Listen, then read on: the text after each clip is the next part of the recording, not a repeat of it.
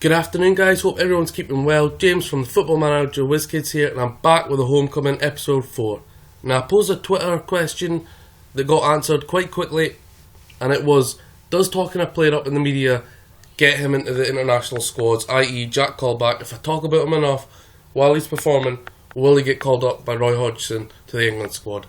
The answer was a firm no by 3 guys, all at the same time. Jamie Smart, Kieran Walkham, FM Fulham, all said straight away, no is the answer. And thus far, Jack Colback has failed to get into the squads, but Roy Hodgson says he is taking notice of his impressive performances. I'm going to keep pressing with that. I've never really seen it.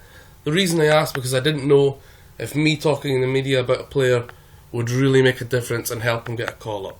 Okay, that's enough about Jack Colback. Let's get into today's matches and discuss them in some detail.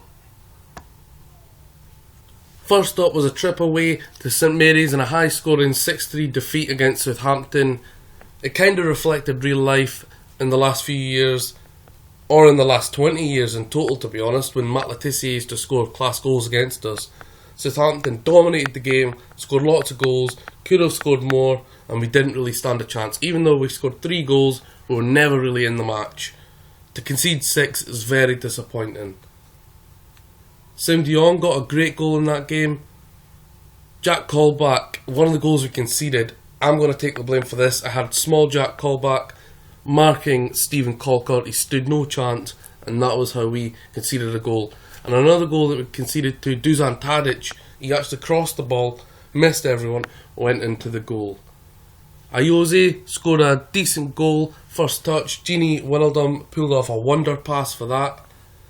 But as I say, this was quite like real life in recent years where we played Southampton, where they've absolutely battered us. I remember last season at St Mary's, we lost 4-0 I believe, when it could have been 10 or 11 against them. We were an absolute shambles, and as a Newcastle United fan, it was one of the worst games I've seen in many years.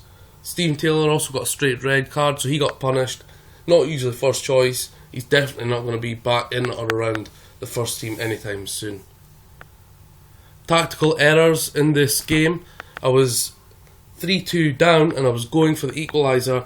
I pushed my defence higher up, trying to squeeze the play into Southampton's half, but they countered me, played over the top of that high defence, and they went on to score 3 other goals and win 6-3. The positive from this match?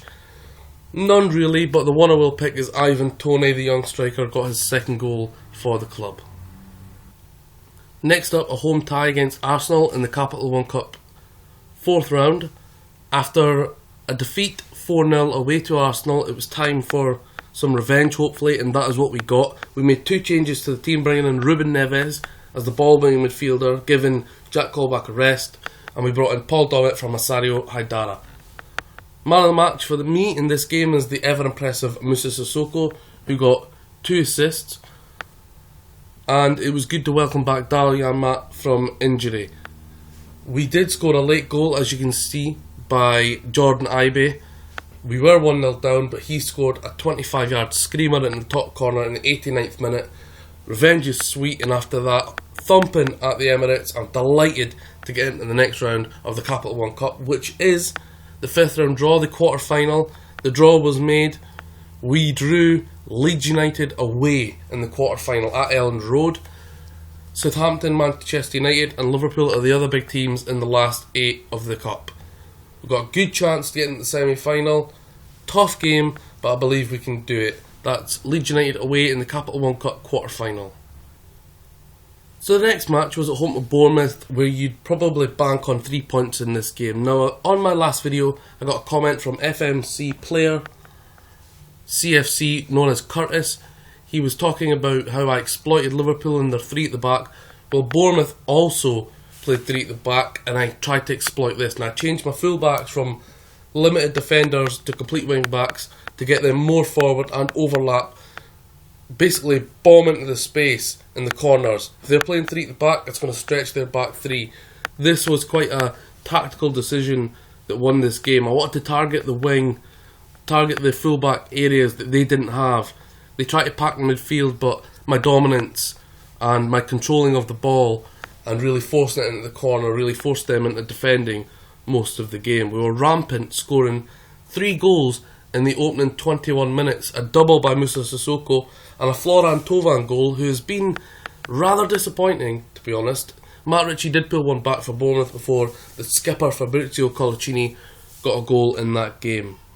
That's Tauvin's first goal, and it came in good time because I was really considering dropping him and giving one of the younger boys a rest. Rolando Aarons keeps getting injured, but Jordan Ibe is there to take that chance if he gets it.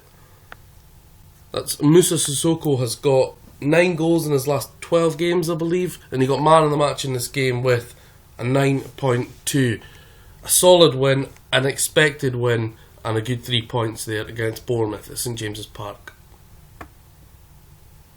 A tough trip away to Manchester City came around, and we went 1-0 ahead through Siem de Jong, a goal I have uploaded to YouTube. If you haven't seen it, guys, check it out. It's a Siem de Jong overhead kick, an absolute belter. Now, he did put us 1-0 ahead, and we held out till after half time. And I'm thinking this is too good to be true. But City dominated the whole game, and I think they broke deadlock around the 65 minute through Boney. And they went on to score another 2 goals. We didn't do much in the game apart from score that great goal. But defending up until the 65th minute was absolutely fantastic. And I feel quite harshly done by 3-1. It looks like a bigger margin than actually it was. Tim Krul only got a 6.8, which I feel doesn't represent the game that he had, because he played really well and kept them out and only conceded 3 goals. The defence also done well up until that mark. A harsh result in a game that was dominated by Man City, but I feel we defended well enough to maybe squeeze something out of the game, but it wasn't to be.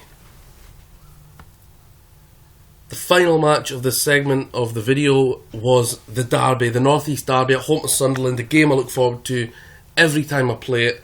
And usually when I do a video like this, I cover some notes, and honestly guys, the notes I wrote down for this Sunderland game was rubbish. That is it, that's all I've wrote down. We went 1-0 up through Alexander Mitrovic, we went 1-1, we went 2-1 up through Sissoko, 2-2, 3-2 down through Jermaine Lens, 4-2 down through Jermaine Defoe, and we pulled one back through Mitrovic, and we went for the equaliser and we just didn't get it. I'm bitterly disappointed by this result. A team we should be beating. I did go ahead in the press conference beforehand giving Dick Advocat some slack, maybe too much, because I was almost expecting a win. 52,404, which is basically every seat filled in the stadium. I am bitterly disappointed by this, really, really am. It's poor. I should have been winning that. It's a big, big match. And I don't really have anything else to say about it. Sunderland took their chances. We had more of them, but the chances they had, they took. Now, looking ahead, the next few games see us go away to Villa, home to Everton, away to Tottenham, at home to Swansea. 4 tricky games there before the Cup game away to Leeds. The newcomers Watford, who are flying high in the league, before a double tough task against Chelsea and Manchester United. Now, just before we leave you, we're going to check out the league table and see how every team is getting on. So there you have it. 12 games in, we are sitting 10th with 5 wins, 2 draws, 5 defeats, 29 scored, 24 conceded. That is far too much, and 17 points. We are only 4 points off of the Champions League spot, which is Watford, as you can see. Surprise package, just promoted, and surprisingly flying high. I'm sure Miles Jacobson would be absolutely delighted with that this coming season. Bottom, Villa, that's a bit of a surprise. Leicester and Bournemouth, I'm not surprised by them being down there. West Ham struggling. Other than that, it's probably a lot of the teams you expect in the bottom half to finish in the bottom half. Maybe swap, I don't know, Watford with Swansea in real life, and that might be the top 10/bottom 10 teams. Not in that order, of course, but Manchester United pipping City and Arsenal to the title so far, early doors, by 1 point, only losing once. City unbeaten, but too many draws. But that's the league table. We're doing okay.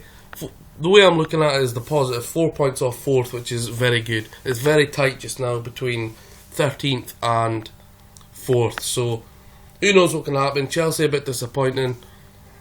Liverpool very disappointing. Probably Rodgers will get the sack soon after I trumped them 5-0. Who knows? I'll be back again soon with the next episode. Thanks for checking out the homecoming. Sadly, this was Derby Day Woes. Bye bye.